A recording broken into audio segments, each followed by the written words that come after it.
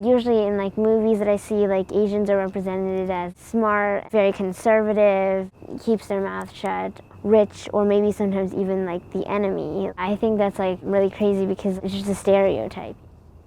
So when I was in preschool, actually one of the things we did was sewing these like stuffed animals. So when I was 6, I actually wanted to do that again. So I asked my mom if I could go to a sewing class. I've just like fell in love with it, and I've been like doing it ever since. When the first, George Floyd video came out, seeing that woke me up. I felt like finally like I had to do something. I was like really shy. I still am, but like seeing all of this going on, I felt like I had to put like myself aside because this is for something bigger. After the Black Lives Matter movement, the next was like the Stop Asian Hate movement. I organized 2 rallies, and one of them was actually a solidarity movement with the Black and Asian community. After all of that, I was really inspired to do something for the New York Fashion Week, inspired by the movement. When I was younger, I was like really shy. As I was getting older, I just kind of like gave up, and I thought I would just come when it's ready, and I think it's ready like now. This is the first time that any collection that I've done has been like inspired by like a movement. There's a lot of like stereotypes about Asians. There's so much pain that we've been hiding for so long, where like our families are telling us like not to cause any trouble by, like don't tell others about like your problems, or just like older generations in general, like they were telling them not to speak up and to stay quiet, and it's kind of like being put in a cage.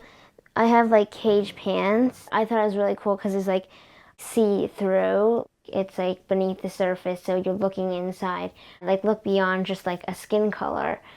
And like the color scheme is all blue and white, and it's kind of inspired by porcelain.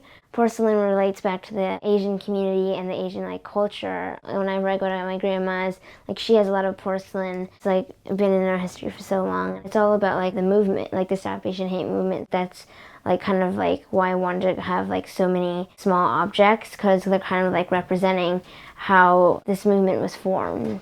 So it starts with one person, then it goes to a group, and then a community. This is like a piece made out of zip ties, so it kind of creates like this fan effect. The zip ties kind of like don't have like as many zip ties because I wanted to like create like a transition through the collection to kind of see like the process of like creating a large community. In the end, which is the finale piece, which is like a bunch of plastic balls all over the garment, so it kind of shows how in the end we came together. 2 years back, I didn't really like care about my style. I thought it was just like all about like design, but then as I got older, I think that I wanted to develop my own sense of style. I have to like learn to manage it to be separate from my design style. When I'm designing, it's more about something you wouldn't see every day. For me, like my personal style, it's like more of a reflection of like me personally. Like I haven't cut my hair since I was 9. I didn't want to trim it or anything, but I did like really wanted to donate it to make it super long, and then when I'm 18, I really want to just like cut it off and donate it. I've always loved streetwear. I see it as like edgy, a little more tomboyish. I really like skateboarding, and streetwear comes a lot from skateboarding. I really like baggy clothes, but also like statement pieces. I also have like a big obsession with dragons. It also relates back to like my culture, and I think that's really nice too because there's like a meaning behind it. There's always stereotypes. But I think like the one that I've personally experienced is this little boy. He came up to me and me and my friend, we were playing basketball, and he was like, girls and Asians don't play basketball. And he was like only in second grade, so I thought that was like really shocking to me. I felt bad for him that he was raised in like this like family or in like this environment where he thought that that was okay to say. And there's like a lot more out there that's like way worse. That's like really scary for like the whole Asian community.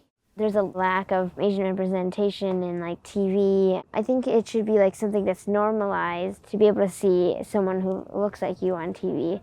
If there was more like representation, they wouldn't treat us differently. And I think that's something that is like a big role in ending like racism. The wildest dream for myself is to be a big successful fashion designer, but also be able to help people as an activist. My wildest dream for the world is to like end all racism and sexism, and also to create a better environment. There's so much I have to say. I'm finally having the courage to say it. Thank you to Skillshare for sponsoring this video. Skillshare is an online community that offers thousands of inspiring classes for creators or for those who want to get started on their creative journey.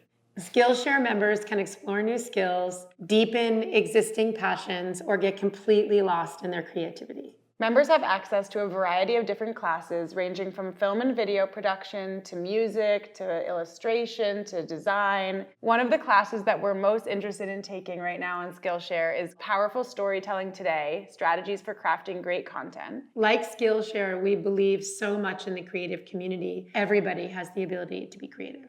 The first 1,000 StyleLikeU subscribers to click the link in the description below will receive 1 month free of Skillshare so that you can start exploring your creativity today.